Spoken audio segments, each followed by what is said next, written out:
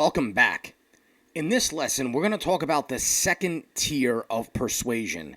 And everything that we're going to cover in this module is content that I really like to refer to as the invisible persuaders.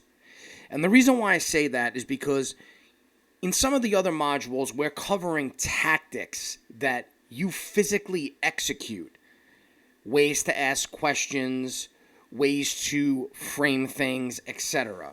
But the stuff that we're going to cover in this module is more about things that have an effect on your ability to persuade people that really take place behind the scenes. And they don't really have much to do with what you say or what you do, as opposed to dynamics, hidden dynamics that take place that influence the way people think. So the first thing is your first impression. Believe it or not, the first impression is made within the first 4 to 10 seconds that you come into contact with someone. And what's going to happen is they are going to subconsciously compare you with other people that they've met in the past, and they're going to try to place you into a box or a category. And this is oftentimes why you may see somebody on TV or you may meet somebody in person and instantly they remind you of somebody, but you can't put your finger on who it is that they remind you of. It could be the way that they smile, right? It's not necessarily the way that they look all the time, but maybe the way they smile or the way they make a gesture with their body that instantly reminds you of someone else, and so you try to cross-reference them with other people that you've met in the past. And the reality is, I do this, you do this, everybody does this. This is just how the human mind works. Remember, we are cognitive misers. We are constantly trying to preserve cognitive resources. And one of the ways that we do that is by taking these mental shortcuts that I talked about earlier, these heuristics. They save us a ton of time and energy when it comes to making decisions about other people and whether or not we should trust them. Your physical appearance and your body language are going to have an effect on the way people perceive you. When we meet people for the first time, we often get this feeling that there's something about them that we don't necessarily like. And the reason is because we're getting mixed signals from them. So oftentimes what will happen is, and I talked about this in an earlier module, how when it comes to body language, it's not only important for you to be able to read body language. In other words, it's not only important for you to decode the signals and understand what somebody else is really thinking when they communicate with you, but it's equally as important for you to be cognizant of your body language and the signals that you may be sending out when you communicate with other people. For example, you might subconsciously cover your mouth when you talk to other people. Well, what you might not realize is that they're subconsciously reading that signal as you potentially lying to them, you potentially being dishonest with them. You're sending them a mixed signal. And remember, like I said, this is all happening well below the radar, deep within the subconscious. The person is not watching you and thinking consciously to themselves, wow, Paul just covered his mouth as he made that last statement. He must be lying to me. That's not how it happens. It happens completely subconsciously. So you have to be extremely cognizant and aware of what you do with your body when you communicate with other people. Oftentimes there are signals or gestures that we perform without realizing it, simply because it's just a habit of ours. So I give the example often about arm crossing. When I explain to people that arm crossing is a defensive body gesture. And people say, well, I've been crossing my arms since as far back as I could remember. That's just the way I communicate. It's just something that I do by nature. I'm not being defensive. I'm not trying to hide anything. You're overthinking it. Just because I cross my arms doesn't mean that I'm doing anything wrong or that I'm sending out a wrong signal to somebody else. And so the analogy that I give them is this. Imagine that you are in the most relaxed state of mind, okay? Let's go with maybe sex, okay? Imagine that you are having sex with someone else. So you're in this state of bliss. Hopefully anyway, you're in this state of bliss. You are in this state of relaxation. You are feeling really good, right? Would you have your arms crossed while you were participating in that activity? The answer is most likely not, right? Most people do not cross their arms when they are engaging in sexual activity. Why? Because it just doesn't feel right. The brain does not want the body to do that. Well, the same thing happens when you communicate with somebody else, right? You have to show that you're relaxed and confident, and you have to pay attention to the gestures that you perform. You also want to be able to gather intelligence. So you want to be well prepared and realize that the level of your attractiveness and how other people perceive you is going to have a great impact on your ability to influence them. Point blank and period. There's an old saying that goes, don't judge a book by its cover. It's faulty advice, because we all judge books by their covers, in both the literal sense, right, and in a metaphorical sense, right? We judge people by the way that they look. It happens subconsciously. I'm not saying it's right. I'm not saying it's fair. I'm not saying that it's moral, but it's true. It's just a fact of nature, right? The same way a lion kills its prey, and the male lion gets to eat the prey before everybody else. That might not necessarily be right. It might not necessarily be moral, but it's just a fact of nature. It's a rule set that exists within the natural world. And the same thing is true of people. Like I said, in a figurative sense and in a literal sense. We do judge books by their covers. When we go to a bookstore, they say not to judge a book by its cover, but that's the first thing that attracts you to a book. Well, the same is true with human beings. So you have to figure out what values, beliefs your subject has, and how you can relate that to whatever it is that you have to offer. And part of the way you do that is by creating a positive perception of yourself. Rapport, that's everything that happens after the first 4 to 10 seconds of your interaction if everything goes as planned. It's that connection that you make with someone that will make them feel attracted in some way to you and help you create likability. Rapport is like money in the bank. The more of it you have, the more risks you can take. The less of it you have, the less risks you can take. So I want you to think for a second about a friend, maybe even a close family member, somebody that you've known for a very long time, somebody that you have a very good relationship with. Well, think about when you get into a heated debate with that person, right? It's oftentimes that when we're debating with somebody like that we will take things to another level. We might raise our voice, we might get passionate, we might say things to them that we normally wouldn't say to somebody that we don't know that well, but it's often those things that we say that help us win the argument or help us demonstrate our point, because we're not holding back, right?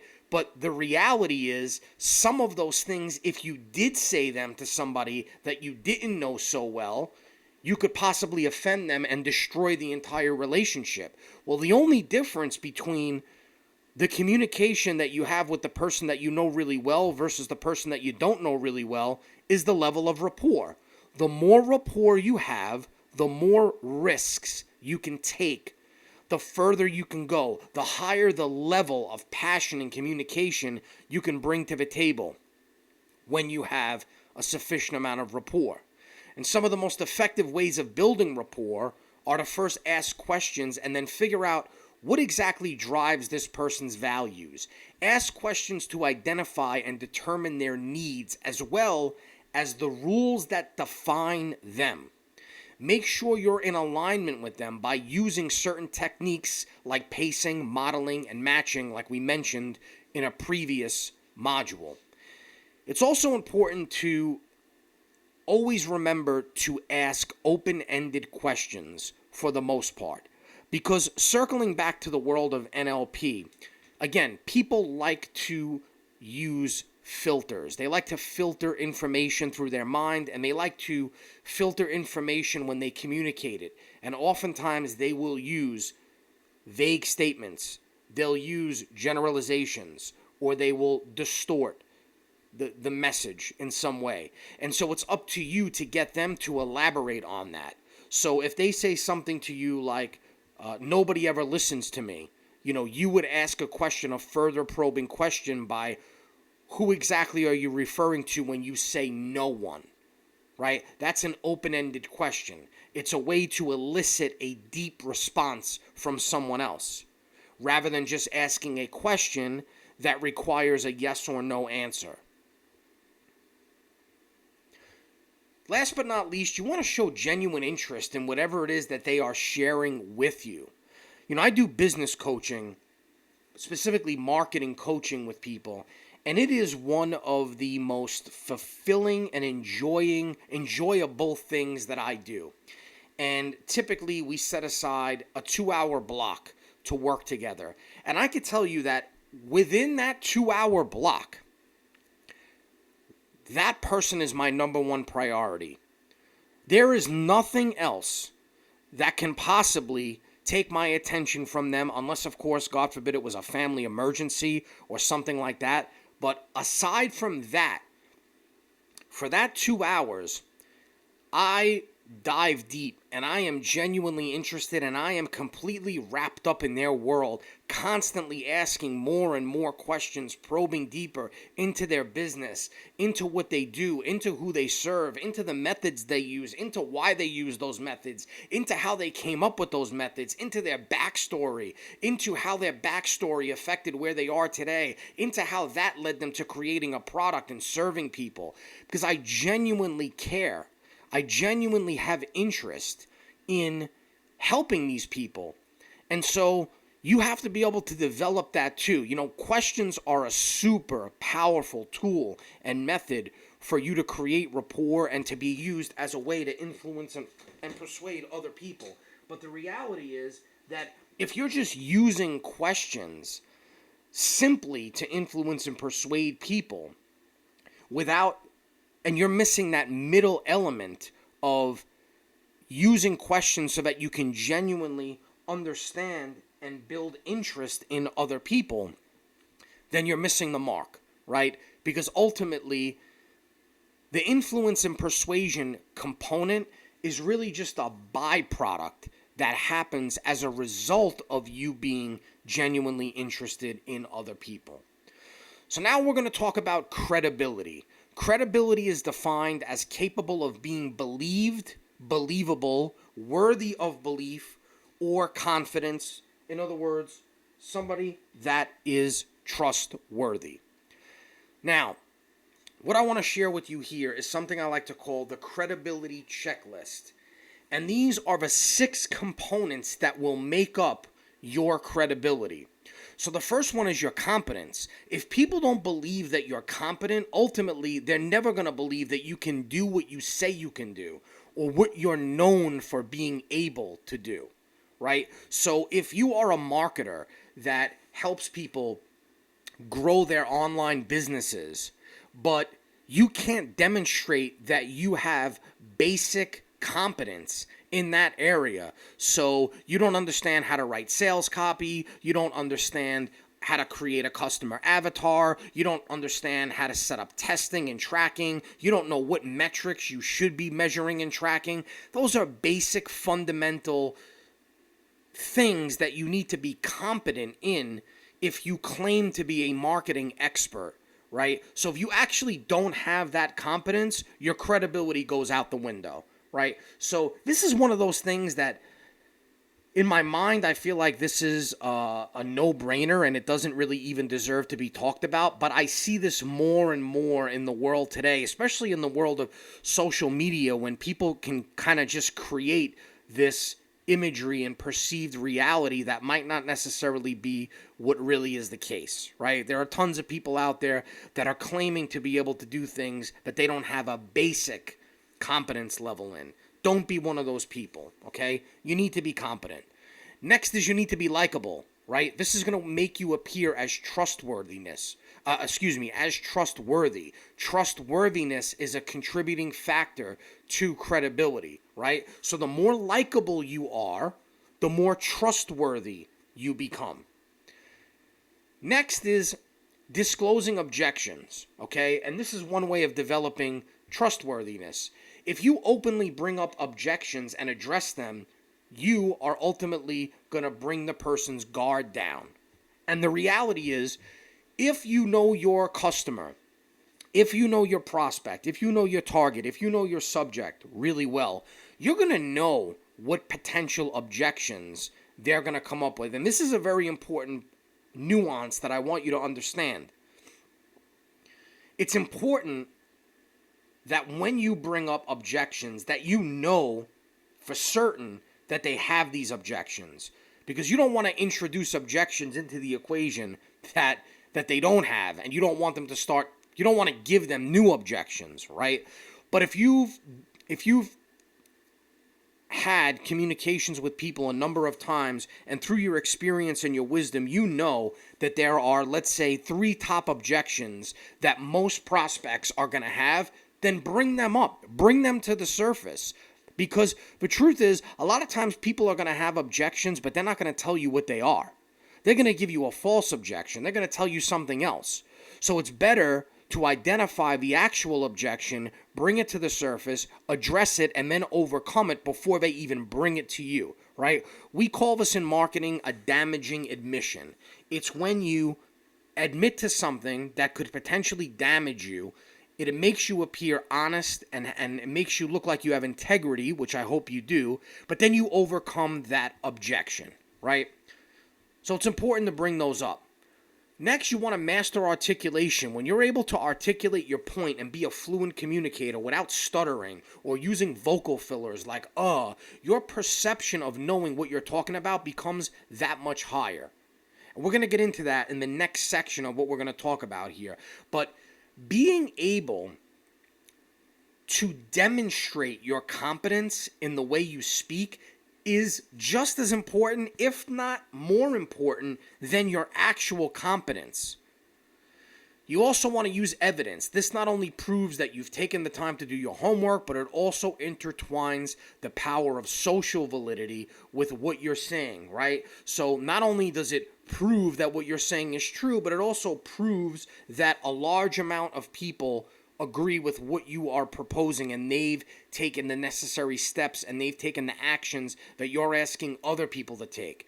Next, you want to make your position knowledge or specialized knowledge clear. People respect those who project higher positions. The position that you solidify for yourself can either be through your education, your experience, or your ability to get results.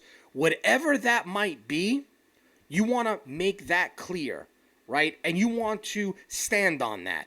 And you want people to respect that. There's no reason why you should not feel confident in or unconfident in your ability to hang your hat on your specialized knowledge or your position. You also want to be able to read people, right? It's about getting people to do what you want them to do by creating win-win situations. And the best way to do that is to give people exactly what they want. You can only do that if you know what they are thinking, and the way that you know that what they are thinking is by reading their minds. So now let's talk about the 6 persuasion power levers. Now these power levers, in my opinion, are one of the most valuable things that I've discovered in the past 20 years of studying, researching, and applying the things that I learned in real life situations. These persuasion power levers are extremely valuable because I learned them in the real world, right? I learned them in the trenches. This is wisdom. It's not just knowledge. This is wisdom that I have yet to see packaged in this way in any persuasion course or training on the market today. And believe me, I've been through almost all of them, if not many of them. And while I've seen people talk about things similar to what we're going to cover here, Again, I've never heard them described in this particular context.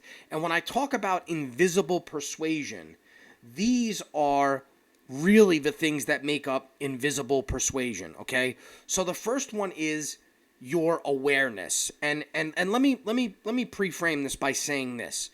The reason I call these power levers is because the more of these attributes you have, the better your ability to persuade people is, and the less of them you have, the less your ability to persuade people is, right? So more of them equals more of an ability to persuade, and less of them equals less of an ability to persuade. So the first one is your awareness level. So ask yourself, how in alignment are you with the beliefs, thoughts, and values of your audience? How well do you know their wishes, desires, and most importantly, their feelings? So how aware are you of them? Okay? But the second thing that you need to be aware of is the context, the environment, and the circumstances behind your interaction with them. As I said before, you speak and communicate differently with the same group of people at a funeral than you would at a wedding. So imagine you're at a funeral with 3 of your closest friends versus being at a wedding with 3 of your closest friends, right? You're going to talk about different things. Your body language is going to be different. The way you carry yourself is going to be different. Your facial expressions are going to be different. The content that you talk about is going to be different. The level at which you speak, the volume is going to be different. The overall dynamic is going to be different, right? The same thing with context, right? How you have a conversation with somebody in one context is drastically different than what you say to them in a completely different context, right? And so that's why when people ask me, well, which persuasion tricks and tips and strategies work the best all the time? The reality is none of them work all of the time.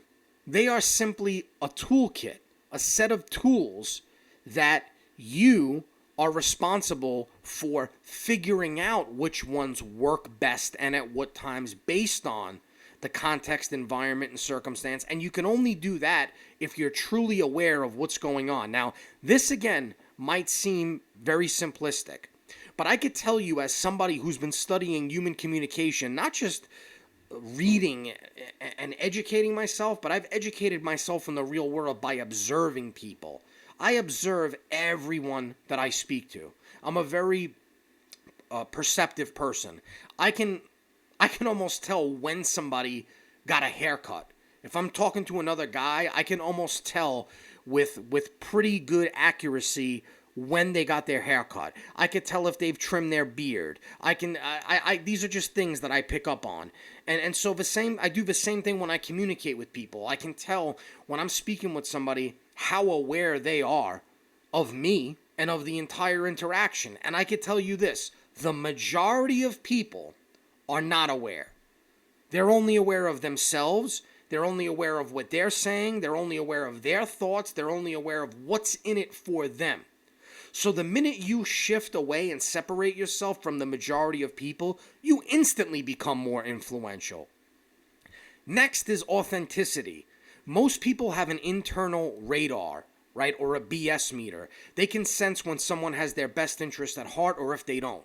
So if they feel for any reason that you're not being authentic, they immediately tune you out, right? Your message becomes irrelevant to them. Now, one thing that I want to make clear here is that it's easy to say be authentic. It's easy to say be yourself. But the caveat that I like to add to that is that you want to find the balance between your most authentic self and your most persuasive self. So what I mean by that is you want to become the best version of the person that you need to be in that moment in order for you to be persuasive without deviating so much from who you are as a natural, regular person that you come across as inauthentic, right? You know, there are some people that they don't have any sort of gauge on how they should be acting or how they should be carrying themselves in any environment, circumstance, or context? And their answer is, well, that's just me and I am who I am all the time. And what you need to realize is that if you're one of those people, your odds of persuading people are extremely low. Extremely low. Because there's a certain version of yourself that you have to become in order to become the most persuasive or have the best chance of persuading somebody in that moment, right? Like if you watch the show Shark Tank, right? And you watch people come on and they pitch their ideas and they pitch their business and they pitch their opportunities, right? It's the people that come on that are the most authentic and the most genuine, but also are the most buttoned up in terms of what it's going to take to get the deal, right? They know their numbers, they know the answers to the questions, they stay composed, they don't crack under pressure, right? They know what the sharks are. They know the questions that they're going to be asked, so they're prepared, right? So they've merged the gap between being their most authentic self and their most persuasive self. Next, and I talked about this before, is authority. And of all the laws of persuasion, I often say authority is the most powerful because it's the only one that doesn't require you to do anything per se to elicit a response. So like I said before, with scarcity, we need to take stuff away. With likability, we need to create a connection or rapport with somebody else. But with authority, when somebody perceives us as an authority, right? The reality is we have a much higher chance of persuading them because they already trust our level of expertise. Next is your aptitude. And this goes back to the last module and what I talked about competence. And what I want you to understand is that perceived knowledge and expertise and actual knowledge and expertise are two very different things. Ideally, you should have both of them.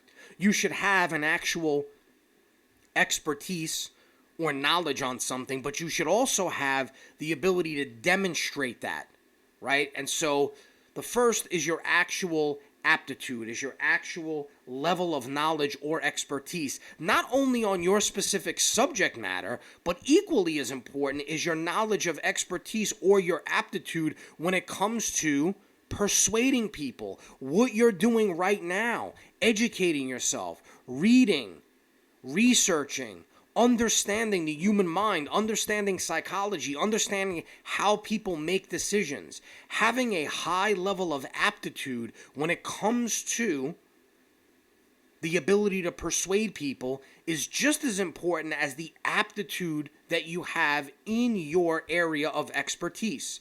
Next is your adaptability. And this power level is about your ability to adapt. Being an effective speaker, influencer, persuader is all about flexibility. You need to be attuned to your audience, whether it's one person, a small group, or thousands of people, which again circles back to the first power lever of awareness.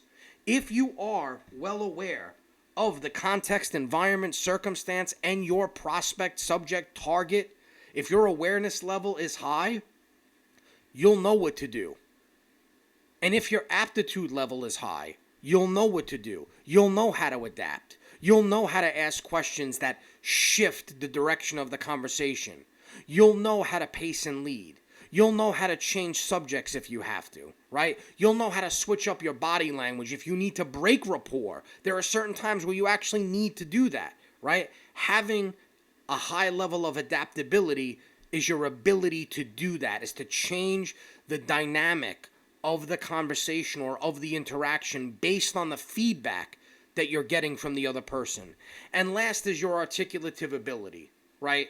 That's your ability to articulate your aptitude, your authority, your authenticity, your awareness, all of these different things, your perceived level of expertise, right? And 3 shortcuts that I like to give people when it comes to articulative ability are hooks. These are ways to hook people into whatever it is that you want to talk to them about. The first one is to make an outrageous claim.